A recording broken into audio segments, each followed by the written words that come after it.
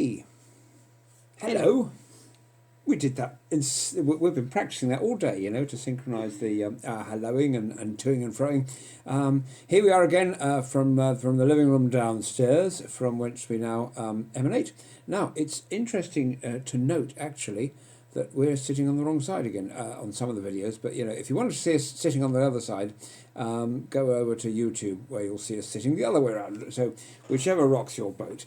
Good evening, Jeffrey. It's very nice to have you with us this evening. We've got lots to sort of rant about and a few serious points to make as well, actually. And some of the rants are a bit serious, aren't they, actually? Although you don't know, I don't know. I never tell Irma in advance what I'm going to rant about, because that would kind of spoil the sort of natural reaction. And I think that's what makes a difference. I'm a bit more of a lay down to earth person, but. But it should be the other way around, wouldn't it? With me being a Brit and you having that sort of Latina temperament, but it's not, is it? Yeah, but we use it sparingly and in a very efficient way, not all the time. Hello to Lisa. Thank you for joining us. Also to my good friend Kevin, who used to come down to the meetings I used to do in Cambridge a few years ago. Adam has joined us, and Pritam as well. Hello, Adam. How things in the world of media and stuff? I was joined, interestingly enough, I'm not sure whether you know him, but a fellow who works at Radio 4 now as a studio manager, a guy called Matt Cadman, who joined me for a lovely chat yesterday at lunchtime, and we were talking all about how things have changed. And you don't believe, I couldn't believe it, but apparently the BBC doesn't use the old wind-up gramophones with the copper needles anymore. But what is the world coming to? It was a very interesting conversation. Yeah, it was great fun, because Matt and I probably don't get to catch up more than about once a year. Hello, Paul. It's very good. We've got two radio fellas watching tonight. That's very good to know. Richard as well, and Wendy. So we've achieved a sort of a full house in a few seconds. We'd better step up to the plate. Yeah. So Irma discovered this song the other day on actually this morning. Was it this morning or yesterday morning? Which song is that? The song "Whoa, Listen to the Music." Oh yes, it was this morning. And a real classic. And in fact, look, I have to confess that a lot of the best songs that I found nowadays are found by this person here. But I'm happily to give them the David seal of approval. So this was a cover of the song "Listen to the Music," the old Doobie Brothers song, and it was for an organisation called Playing for Change, which was a movement created to inspire and connect the world through music, which is a wonderful sentiment, and that's the reason, I guess, why it's been a stated reason why that song. Listen to the Music was actually written in the first place in the early 1970s. The idea that all the world leaders could just go and sit on a hill and chill a bit and smoke a few funny cigarettes or whatever. I didn't say that. Just create world sort of peace and harmony and put their differences to one side. But seeing all these guys performing from around the world, 2 or 3 seconds of the song each, it reminded me of some of these lockdown videos, some of these events we've been having, which have brought this sort of connected planet that we live in into greater focus for me. Mm-hmm. We all breathe the same air, we all drink the same water, and so forth. So if a group of people in one part of the world mess it up, it does have repercussions for all of us. And in this case, it was probably caused by people, this coronavirus, one way or another. And I'm not suggesting anything untoward going on, but we need to pull together. We're up against it, and it seems to be happening. There seems to be an unprecedented level of cooperation on our planet, which is the most wonderful and inspiring thing to see, and something that I never thought I'd see in my lifetime. To see Chinese scientists and Russian scientists and American scientists and British scientists and people from all over with a common purpose, which is a very, very inspiring thing. It's the sort of thing that they were talking about in that show Star Trek, which was set in the future, and the reason that was successful with geeky people like me is it portrayed this sort of utopian world where money is a thing of the past and everybody's getting on harmoniously. Good evening, Gareth. Thank you for joining us this evening. It's good to have you on board. I think if we if we are to focus more so on the solution to the problem rather than criticizing, there's a lot of theories and a lot of fantastic and news as to what caused it. Yes, we don't know. We will never know. Who knows? But the thing now is to really focus into how we can solve it in our own little ways. And if one of the little ways is just keep the distance and try to restructure your life around the new way of living until a solution is found. I think is the best thing that we can do in our own little way. Why and how? Well, as part of our humanity. Yes. Oh, yeah. Absolutely. Absolutely. We haven't. Do you know? We've probably never in because it's day. What is it? Actually, I'm going to tell you the day of the lockdown today, so I can't tell you what day it is. It's the same as my age. Oh my goodness! Oh my goodness! It's not day 21. Let me tell you that either. But I don't think in all that time we've dipped into that bastion of journalism, the Sun. So we're going to do so briefly today, where they report that the other newspapers did as well, to be honest, that the UK coronavirus toll grew by 282 in the 2 hours, in the 24 hours up to when it was reported this afternoon. But the important takeaway here is that this is the lowest Saturday total since March. So, and this is all a result of this lockdown, this staying at home, this watching Irma and me in the evenings instead of going out to play cricket or croquet or whatever is your thing. So you know, thank you. But there is a little rider to that, which is this: the lockdown happened, didn't it, on the 20-something of March. Mm-hmm. The peak of the infections came on the 20-something of April. So, and during that time, because of it being like exponential, at the point of lockdown, you know, the deaths only got to about there. And then so we went on a whole month longer while these cases were sort of shooting up skywards to peak at over 1,000 deaths a day and then slowly start coming down again. So the point is that what we do now affects the figures in about a month's time because of this really rather nasty silent incubation period of this thing whereby you look just like me and Irma, but you're spreading germs, followed by week 1 where it's kind of a bit like a bad cold or something, followed by week 2 where it's in the worst cases game over at curtains. So it's an unusual thing, and but the point is, the takeaway, because I'm rambling here, is stay at home. Despite the fact it's bank holiday weekend and it's the sunniest day since Joan of Arc was born, but never mind that. Mm-hmm. Or if you must go out, look, you know, can't you sit in the middle of a field with a deck chair or something like that? Why do you have to go down to Southend Beach? Come on. Yeah, this is just the stress. So no. But We're staying here. We are now. Of course, one of the things that one of the big news stories today was about another fellow called DC, a fellow that I'll be honest, I don't like him all that much. I'm a great deal of bonhomie, and I love everybody, but perhaps not so much this particular guy. The Prime Minister's advisor, Dominic Cummings, and he's all over the news today, possibly for the wrong reasons. I don't think it's the sort of publicity that he would have liked, because he was a bit of a naughty boy, and he popped up during the last week of March, I believe it was, to visit his family, who were ensconced in Durham. And that's a 260-mile trip from London, at a point where all of us were staying at home. And this is the sort of, and this is the guy who allegedly, according to the Sunday Times, in the context of, I might be paraphrasing this a bit, but in the context of herd immunity, said, what if we lose a few of the weaker members of our society for the good of the economy? Which Number 10, to be fair, denied.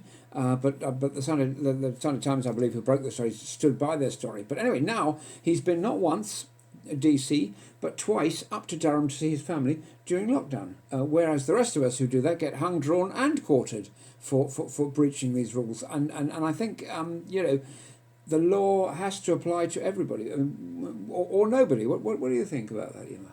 Well, when you first put the numbers together, and you saw what was coming with that spreadsheet that you put together. I didn't believe it. Now I'm seeing happening. There is a lot of research now being going on in terms of what comorbidities we need to watch out for, and obviously lifestyle is very important in terms of stress levels and in terms of what we put in our mouth, basically what we eat and the exercise. So if we were to implement those and change our habits in that way and keep ourselves as healthy as we can by taking vitamins, if your diet is not as varied and you don't get the vitamins from just try to buy yourself a supplement, so long it's okay with your doctor, that is.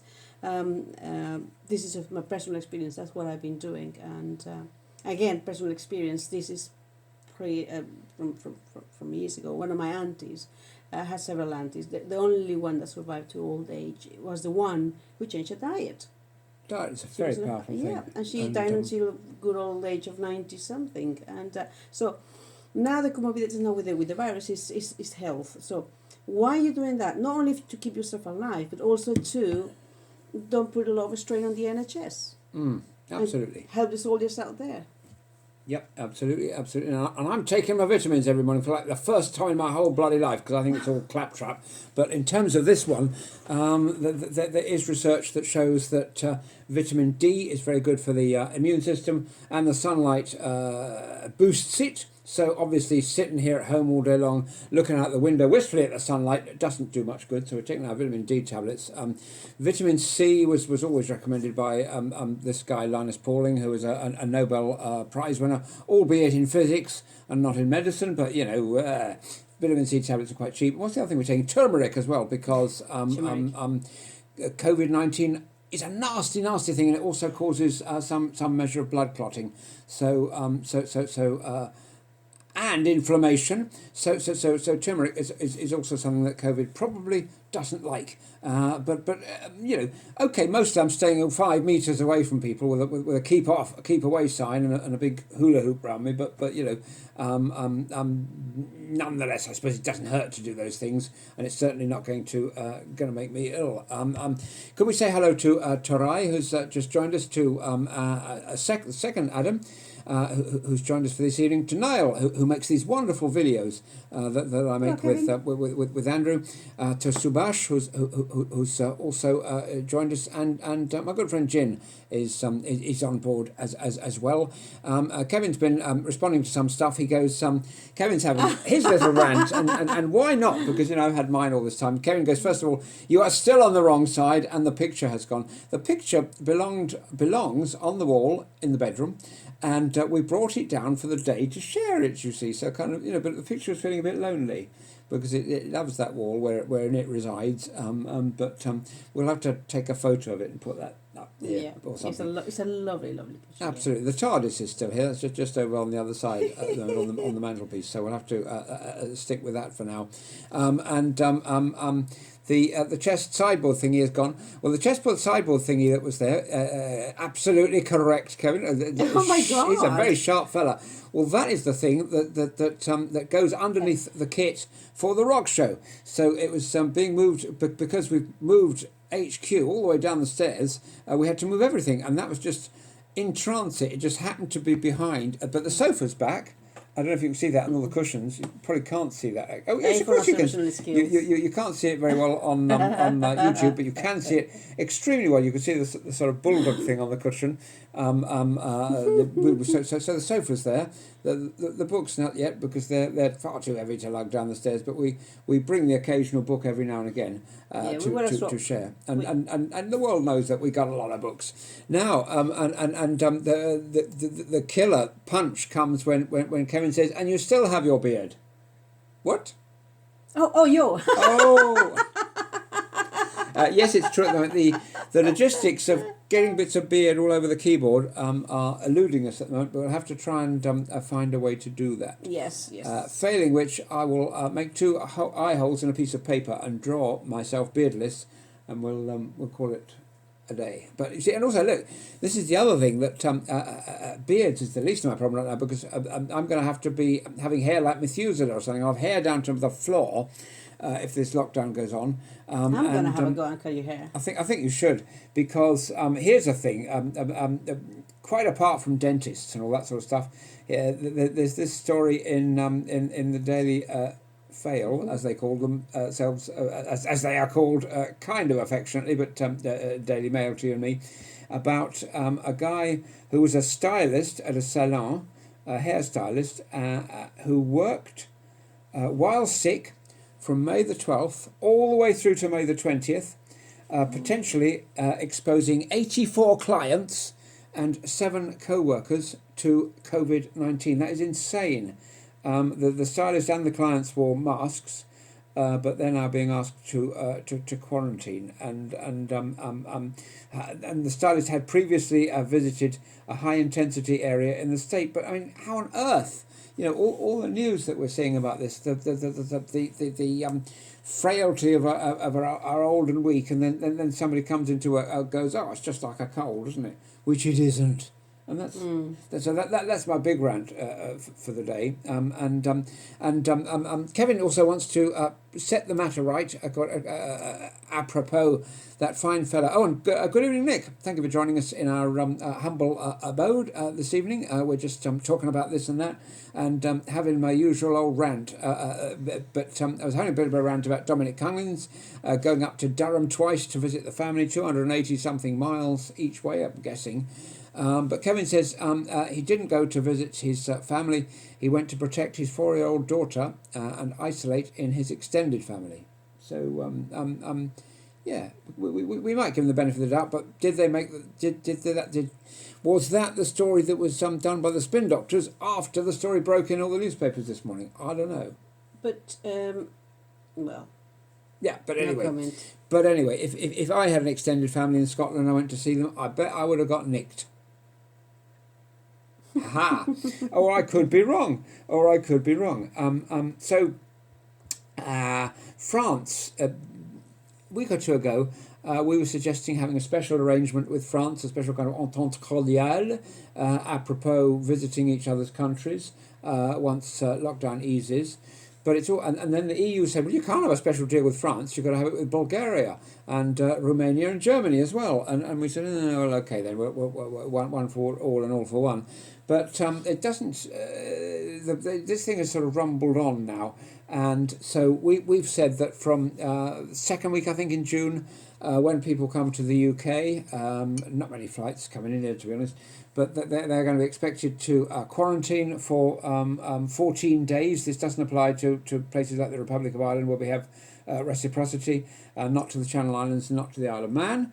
But it will apply to other places. And France has announced, you see, in a sort of, not so much a sort of health concerned thing really, but a kind of tit for tat type thing, that anybody who quarantines their citizens on arrival into their country will have their citizens quarantined. Mm-hmm. So that means that Brits who go to France for the old summer holidays will spend the first 2 weeks quarantined at their own expense in a government facility. They haven't got anywhere to go. So how is it going to happen? If you get between 20 to 25 days holiday as standard, mm-hmm. including vacation, how are you going to put all those together? So you're going to book all of the holidays in one go in order to have 2 weeks quarantine. In order to have 4 days of holiday, in order to get 4 days of holiday, I guess you have to spend 21 days in quarantine first. So it's probably just better to watch. It is better to watch something on Amazon Prime or Netflix. But I think it's going to help the local economy then. If we were all to stay here, and although it's a bit more expensive, this, that and the other, it's going to help the economy kind of recycling the cash, isn't it? That's what the papers were saying today. The papers were saying that the British economy is going to get a huge boost from domestic tourism. Because I don't think many people come to Britain from abroad for anything other than Cambridge, Oxford and London, do they? Is there anything else that people visit from overseas to see? England is beautiful, and I've been living here for quite a long time, and I don't know, I mean, I haven't been to many places. However, it's just wonderful. The countryside, the beaches and everything else. So, yes, let's stay home, but keep the distance. I'm not going to get anywhere. We're staying in our garden. Hey. Hello to Julie, who's just joined us. Hello to Kieran as well. And you're with us in our living room. And we're just a bit more laid back than usual because we've had a hard day's spring cleaning today. And oh my goodness me, I haven't done spring cleaning for years, but with Irma on the scene now, I have to roll up my sleeves and get up my feather duster and put on my pinafore and and my suspenders and all that kind of thing, and walk around the house in a very dainty manner, dusting things. And my goodness, it doesn't have to take it out of here. It really does.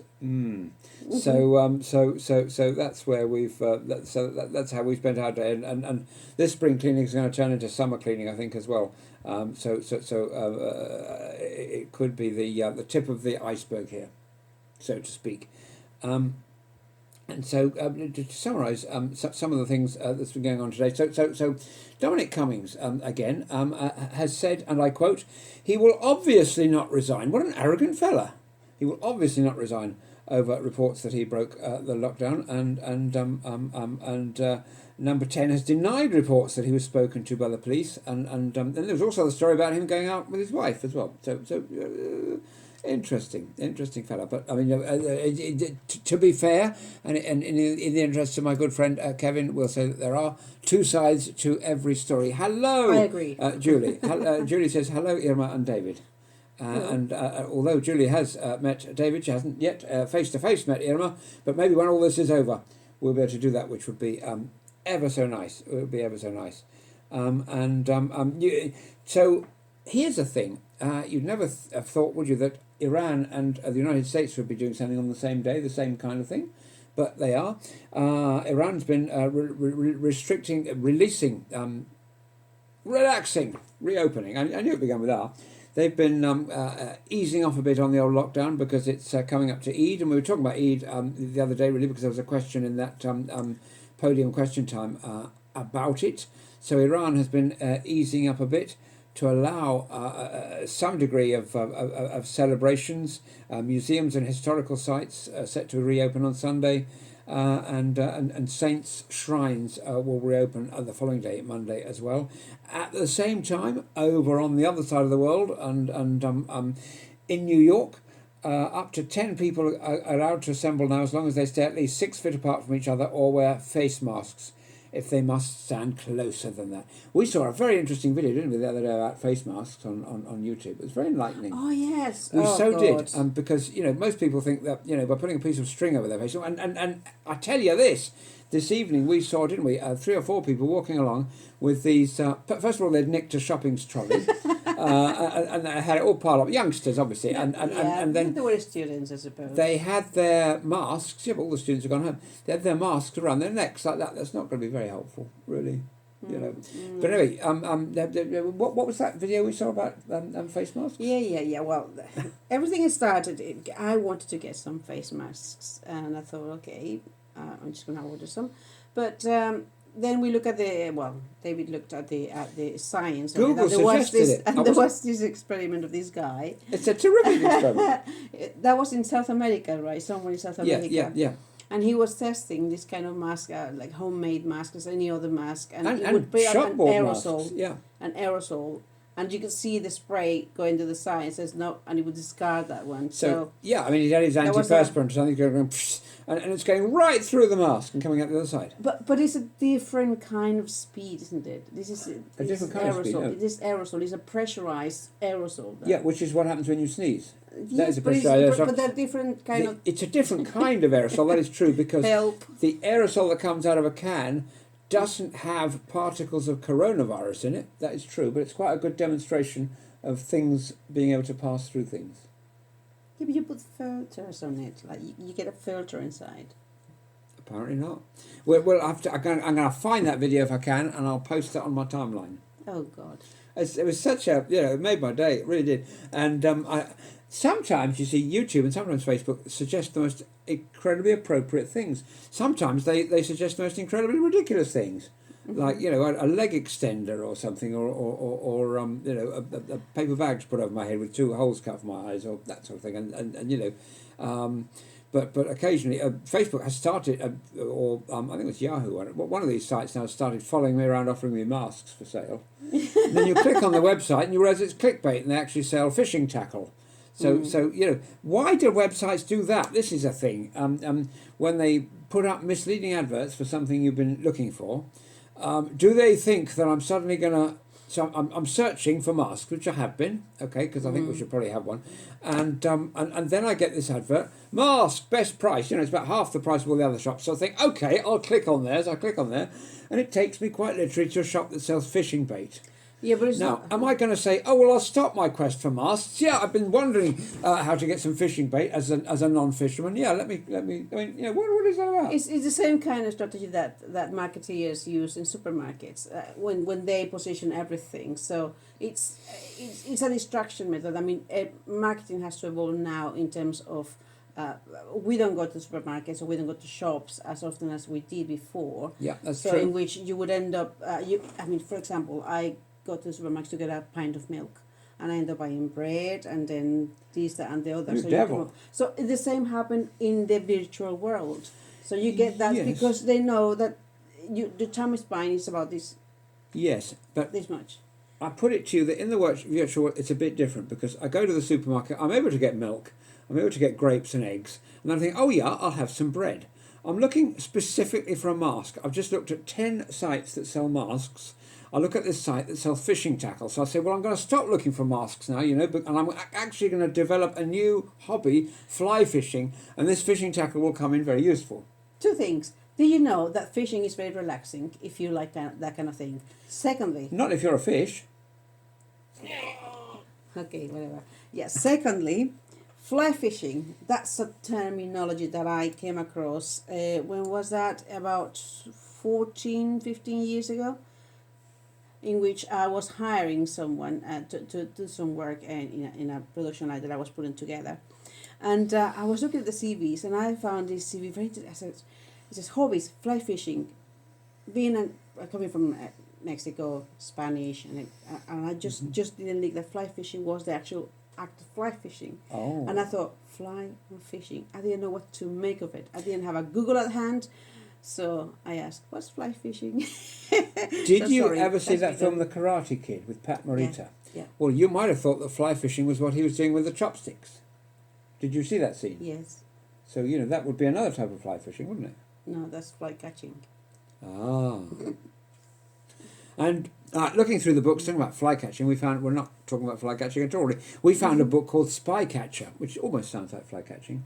And that was a book that was banned in the UK. And it was the memoirs of a former secret agent who it had been vetted, I think, before publication. But then subsequent to publication, the government took umbrage with some of it. And this was in the Margaret Thatcher era. And so this book was banned. But it was only banned in the UK, so you have to smuggle one in your suitcase or something. So we have got a copy, and I didn't have one at the time. We've got 2 or 3 copies now in our book collection, which we picked up for like 40p in charity shops. Now that because the internet rather did away with that. Really, there was a celebrity, a very well known A-lister celebrity musician, who was embroiled in one of these what they call super injunctions. And so, although I know the full story from reading it, being a gossipy sort of fellow, and from Canada or Scotland or somewhere, if I were to mention it in England, I'd get into a lot of trouble and probably be clapped into irons and shut inside the Iron Maiden or something of that nature. So we won't mention that. It's a little bit funny, but we just won't mention that fella. Although I did give a little hint there. Now, moving swiftly on. Hello, John, and hello, Anita. Welcome to our living room on this, what day is it? Saturday. Oh, yes, Saturday. So if tomorrow is if tomorrow is Andrew Marr, that means it's Saturday. This is how we keep track of the days in this kind of doolally world where everybody's sitting at home, not even looking out the window because you have to keep the curtains drawn in case people breathe on the windows or something and infect you with their and then we were picking up on some more stories about this virusy thing. Bad news on this herd immunity type thing, in that in the same way that with a common cold, which is quite a close cousin to coronavirus, you can get colds all the time, can't you? It may well be the case, according to some research just out about the common cold, that your immunity sort of starts to tail off after about 6 months, and then you get it again, which wouldn't be good, because I think if I had a choice of common cold or COVID-19, I think common cold would come out the clear winner. And I never thought I would sort of say, or even say publicly, oh, I wish I had a cold, but there you go. So, life is going back to normal gradually, and apparently in here it says your rights are returning to work. So, what are your rights? Do you know, David? What are my rights to go back to work? Well, I thought you were about to tell me. Okay, yeah. It says, what if I'm worried about using public transport to get to work? It says, your employer's legal duties to ensure your safety is limited to things that are under its control. It's important for you to assess the risk of how to get there, especially in public transport, and share any concerns with your employer. What do I do if I've been called back to work but still have school-age children at home?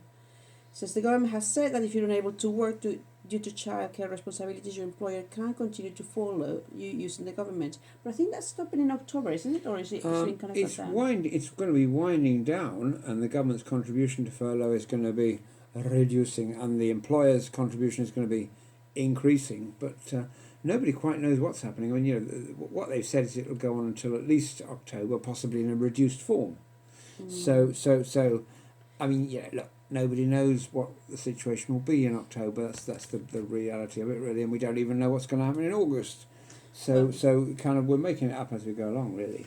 Well, I hope the scientists get an answer quickly to see what to do with this thing. Yeah. I would stick it in the dustbin, squirt some washing up liquid in, and it would just go, and that would be the end of it. So do not try swallowing washing up liquid at home, because it will kill you. So along with the virus, but that's not a good thing. Where did that come from? It came from Donald Trump telling people to do all sorts of things with lavatory cleaner or something, which would put about 300 people in hospital. I think what he does is just he probably uses just very cheap marketing in terms of kind of make himself popular and being always in the public's voice. I don't know. Hey, and did you know, not many people know this, that crisps, those lovely things that you eat, here's two things actually. One is when you store them for about 6 months past the sell-by date in the cupboard, and then you try eating them, they've all gone rancid. That is to say, the nice ones, because I like this brand called Kettle Chips, I really do, especially the ones with pepper in them. And so I had my secret stash, and this is the thing, we're spring cleaning now, so the secret stash is all coming out and the pounds are piling on. But I won't be eating the crisps, because they've all gone a bit off. And look, the sell-by date was only December 2019. It's not like it was 2013. David, that was an open package. Well, yeah. So it's bound to go off. Well, and when the ants go marching in, and when the ants go marching in. So that was rant number one. Now, but the other thing is, before we change the subject, was that when you put crisps in the freezer, and you can do that actually, because it's I put all sorts of things in the freezer, and crisps are very nice. They're crispy and crunchy, and Emma brought, how many tons was it from Mexico? Oh, right. 6 suitcases full of crisps, was it? A lot of crisps. What happens is, I used to spend my holidays in my uncle's farm, and my cousin came to visit me in Tampico, which is where I'm from, and she bought me a box, quite a big box, with crisps and all goodies stuff, all the stuff I used to enjoy when I was a young girl, a long time ago. And so I couldn't eat I gave some to my son, to my daughter, and we kept a few, we ate a few, and the rest we just thought, hang on a second, so David's idea was to put it in the freezer, which we did. There we go. And they just kind of pulverized and disappeared. Yeah, and so, when I was looking through the freezer today, there was just like about one left out of... It disappeared. I know, it's a remarkable thing, isn't it, really? Yeah. Okay, confession time. During the rock show, sometimes I do have a song with chili sauce. Good for you. They're very tasty too. Antonetta, hello. Thank you for joining us this evening. I think it's the first time you've joined us. Sarah, hello again. And Mustafa, thank you for allowing us to spend some time with you this evening from our living room, our other living room, the one that looks out over the garden. And we've got a patio door there, which is obviously fenced off at the moment because it's dark. Yeah. Mm-hmm. Just talking about dark and talking about fear of the dark brings me in a roundabout way to Iron Maiden, which brings me to Kevin's comment that I mentioned Iron Maiden. I did indeed. It was absolutely bodacious. And I wouldn't mind listening to some Maiden, but I wouldn't want to be shut inside one. Over to you, my dear. What's wrong with Iron Maiden? As a band, they're great. As a medieval torture implement, it's not quite my kind of thing. It's a bit prickly. It is. We were taking a cactus for a ride this afternoon because it needed a bit of fresh air, and it had to sit next to my feet. And on one occasion, it stuck its spines into them. And squealed. Right, so here we have a little bit of wisdom. It said, you cannot live your life to please others. The choice must be yours. Lewis Carroll. What do you think of that? It's good. It's good. It's good. Absolutely so. I think it's wonderful. Yeah, absolutely. I endorse it. Good. Because I think that's kind of key to what life's about, really. Mm-hmm, mm-hmm. And another thing is we need to learn to have a laugh. Laughter improves health, mood, and social skills, and is now even used as a therapy. There is such a thing as laughter yoga, you know. And apparently was started in Mumbai by a Dr. Madame Katarina, who is now happily running over 5,000 clubs worldwide. So raise those endorphin levels and have a good chuckle. Hey, I'm a real one for the old endorphin levels. I'm a great fan of Yes, I do. fan of that because you know our endocrine systems and the body kind of pumps things into the old blood system to make you want to sort of rock and roll and get up and boogie. I love music. And it's a super thing, and I think you know everybody really should have that opportunity at some point. Mm-hmm. So what's the question for today, David? What were the questions today? Oh yeah, we'll come on to those in a minute. At the moment, I've just lost. I've done the same thing I did yesterday, or was it the day before, where a link picked up and I clicked on it, and it means that although we're still going out at the moment, I can't see any comments or who's watching, which is kind of rather annoying. And I should learn, shouldn't I? Really, because I tend to do things multiple times.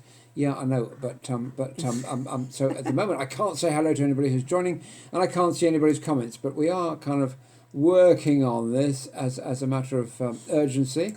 But it is kind of a nuisance, and for the first time in a long time, you see me kind of struggling and a bit speechless, and certainly very annoyed with the engineers at Facebook, who, God bless them, made it possible to do this kind of thing. But annoyingly, there we are. We can see it again. But we have two lots of pictures, and it means juggling it in the background. So we've got a picture of me that's about 30 seconds delayed, which has the comments on it, and they're probably delayed, and it's all a muddle. But anyway, so if you've joined us and I don't say hello, please accept my apologies, and we'll carry on as best we can. Stiff upper lip, keep calm, carry on, and talk about all the things that are going on. So, coronavirus passport, coming back to what I was saying earlier, and the idea of having a COVID passport so that you can go a trip on an aeroplane or even sort of sit in an ice cream parlour or whatever, probably won't work if the immunity only lasts 6 months, because by the time the governments pull their finger out and got round to printing one and giving it to everybody, we'll be susceptible to it again. So, and some people are not susceptible. We heard that the other day. In fact, I heard that from my friend Rupert, that some people are just not susceptible to that. So it would be nice to study that, wouldn't it, and to find out what differences there are between the people who get it and the people who don't. Did you mention something about the immunity lasts for about 6 months if you Yes. get it? So we've got two things here. We've got immunity from people who weren't always immune but who produce antibodies having had it. And those antibodies dissipate within 6 months and then you catch it again. Possibly, but that's what some research which has just come out seems to suggest. That's on the one side. But susceptibility means people who've never caught it and won't. Because for something in their body is different from the people who do catch it, and they're just immune. Yeah, there are versions like that, and yeah. So two sides of the coin. But very interesting and very different stuff. Very different stuff. Different kind of angles on things. So Kevin would like to know where the little plant has gone. That's gone to the kitchen. So, where... An A for observational skills. Absolutely. Definitely. This is extraordinary. Honestly, if Sherlock Holmes ever needed an assistant, then I think Kevin could be the man. Now you're going to put together a story, I guess, Kevin, as to where the fact the beard hasn't gone, and the fact that the Mona Lisa behind us, the original one, and the plant, the Triffid, have sort of disappeared. So what does it all mean? What does it mean? I'll leave that one with you, but and then we've looking at. Obviously, we look increasingly at things that are going on with this virus in different corners of the globe, and in Africa, despite the fact that some of the healthcare systems are not nearly as advanced as ours, the disease hasn't been as virulent, shall we say. Albeit on Friday, more than 100,000 people in Africa have been infected, but the morbidity of this and the severity of this is not the same. So they are not suffering as badly as we are, which is quite extraordinary, really, and more people recovering. And it has been suggested that this is because in Africa the population is in general younger than it is here in Europe. And perhaps healthier. They eat less stuff like we do They here. probably do. They probably don't eat as many burgers and other things as we do. That's a real possibility. It sounds, doesn't it? It sounds quite plausible as to that might be why it's all happening, and so we're kind of reaching the end of the journey. But we always whenever we're doing one of these lives, and so it's a bit of a short live tonight and a bit of a late one. But it's coming up to my bedtime. It really is. It's nearly 10:15. My goodness, I need to be tucked up in bed and read my bedtime story. It's obviously a thing that needs to be taken care of with the utmost speed. But before we do that, could you give us a little sort of preview of what tonight's bedtime story for me is going to be? We don't have questions? Oh, we've got questions. We have. Why do we never get an answer when we're knocking at the door? We've got 1,000 million questions about hate and death and war. And thank you so much to Kevin for these questions. And naughty me, I nearly had to roll. Whenever I forget them, we don't dump the questions in the bin, but we do revisit them the following day. But it's nice to do these things at the time when they are asked, and to give our fairly unique perspective on things. Shall I read it tonight and you give your perspective? Gordon from Gosport asks Irma, how is the government going to prevent travellers staying for a couple of days in the Irish Republic at the end of their foreign holiday in order to bypass the UK's 14-day quarantine? Over to you. They're not. The end. It would be extraordinarily difficult to police this, although I have to say, whenever I've come back from Amsterdam, the police has always, with me being a sort of beardy hippie type, the police has always taken an interest with me, and there are dogs sniffing all my private parts and so forth, to by which I mean, of course, my undergarments and socks and stuff like this, and wallet, to look for traces of illicit substances, which they've never found, because I don't do illicit substances, because I think a lot of the substances we have already should be illicit, like monosodium glutamate and glucose fructose syrup. So we certainly don't want any more. We want more substances made illicit. Mm-hmm. In which case our tin soups then would taste just like paper. Mm-hmm. Yep, it's impossible to prevent. Okay, anyway, and the second one, Sarah from Newbury. You currently test people with symptoms from the age of 5 and over. Will there be some guarantee that this will be extended to the under 5s once the early year settings are open? If not, how are we supposed to justify to our staff members and the wider community that it is safe to open? So I'm assuming that Sarah runs a nursery, and she's concerned about the fact that the government has rather haphazardly ordered all the kids back to school and presumably will be reopening nurseries again soon, whereas our beloved cousins in Northern Ireland, in Wales and in Scotland haven't. And that's the crux of it, really, that we wanted to get the wheels of industry moving again, and anybody who gets in the way is perhaps regarded as collateral damage. Call me a cynic, but I think I think they've got their priorities wrong. I really do, and I think that we need to safeguard people, and we don't safeguard people by sending young children to school to mingle and telling them it would be awfully nice if they'd keep 2 metres apart, then they'll get into a scrum or something. But the thing is, it is at that age, on the fives, they tend to grab everything and share everything. They chew everything, and they just pass the buck, basically. Mm-hmm. So there is no certainty, and the only thing is just to stay at home and look after your own child. I would I take agree. the opportunity. I agree. That sounds like a good kind of way forward. So our final thought for today. The final thought is, I just came across this one, which is a very simple one. You've got some great reads here. You cannot get through a single day without having an impact on the world around you. What you do makes a difference, and you have to decide what kind of difference you want to make. Jane Goodall, yeah. That's very, very true, and very, very profound, I would say too. It's life is all about simple steps and little things that make a difference to you and the people around you. Even now with social distancing, whatever little gesture that you do, even for yourself, would really light your day and others. Now I'm going to talk about butterfly theory. And I'm actually Googling it while we're talking, because it's not about chasing little winged things around wishing to harm them and put them inside an album. Butterfly theory is a concept from mathematics, and what it means effectively is that little things can cause big changes. So, for example, if you're at the top of the mountain and you throw a snowball, that might end up as an avalanche by the bottom of the mountain that might crush a house and everybody inside. So little things can have big consequences, the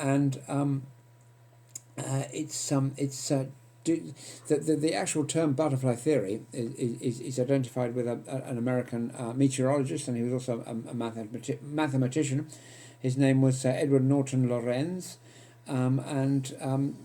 our climate is quite a complex thing, which is why the weather forecasters who entertain us on the telly all the time, especially when their clicker goes wrong and all the thing is mayhem behind them. But anyway, they've got some quite sophisticated stuff to try and predict the weather, and yet they always get it wrong.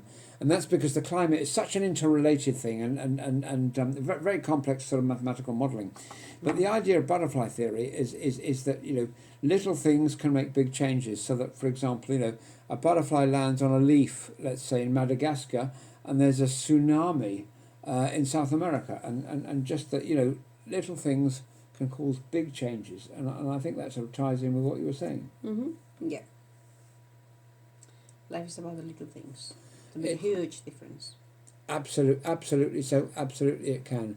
And so finally, Kevin says children can't stay off school forever, and they are the least vulnerable. Yes, this is true, but children do have parents and they have grandparents, and it is natural for them to want to see them and for the grandparents to see them. And so what happens? Because these children at school, suddenly the family ties are broken. I'm not sure what that was, but anyway, it's trying to read. Okay.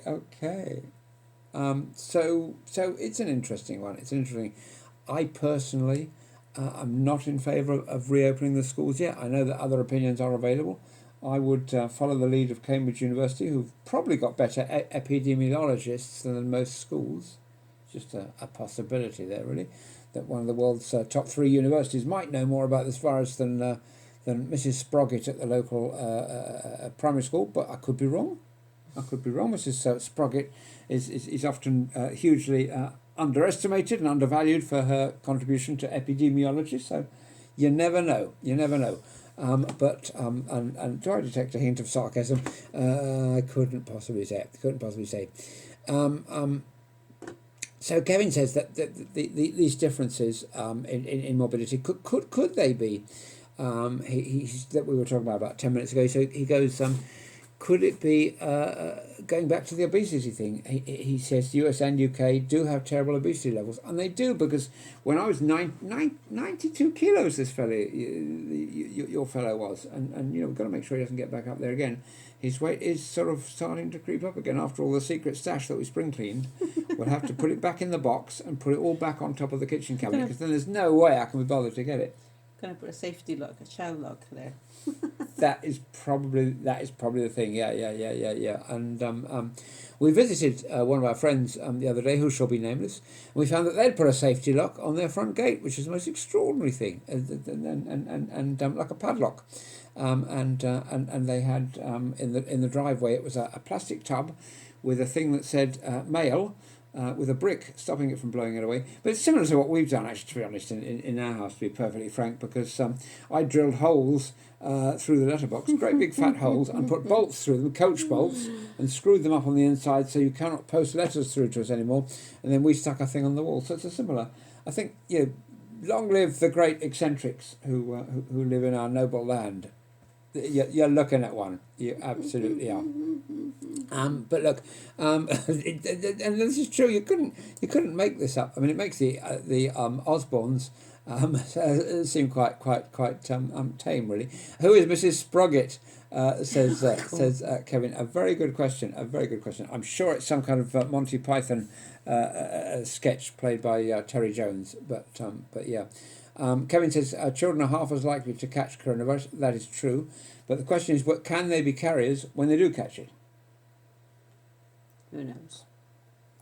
We're gonna go back. We probably don't know. Mm-hmm. We probably don't know at the moment. But let Let's us get the hope. whip out to the scientists. Come on. Oh my goodness! Right, well, time to end the video. Oh dear! What about this fella? My goodness, he's absolutely awful. I don't know what you see in him, Irma. I really don't. That is probably a good note to wrap up our proceedings for the evening. We were planning to do a bit more spring cleaning, but I think we'll just put our feet up on the sofa, to be honest. I'm going for a little bit of Prosecco. Well, and why not? Well, yeah, I mean, it all helps to sort of keep things flowing. Thank you for your company this evening. It's been wonderful to welcome you into our home. I do hope that you will join us again tomorrow. I would say at the same time, but we seem to sort of pop on at random times, don't we? It's a great honour, though, to have you join us, and it is really, really, believe me, it's really appreciated, because we're feeling a bit miserable, aren't we, being stuck away and not seeing the daylight anymore. We feel like being a mole underground without any eyes, and that kind of thing. And so it is lovely, and we are honoured that you would spend your time with us. Thank you so much. We will see you, maybe not at the same time, but we'll see you for sure tomorrow evening, a bit earlier in theory if we can. But we're pretty busy folks at the moment, and so it might be a bit late like this one. But we wish you a very peaceful and safe evening. Thank you very much indeed Thank you for your having company us tonight. It's been terrific.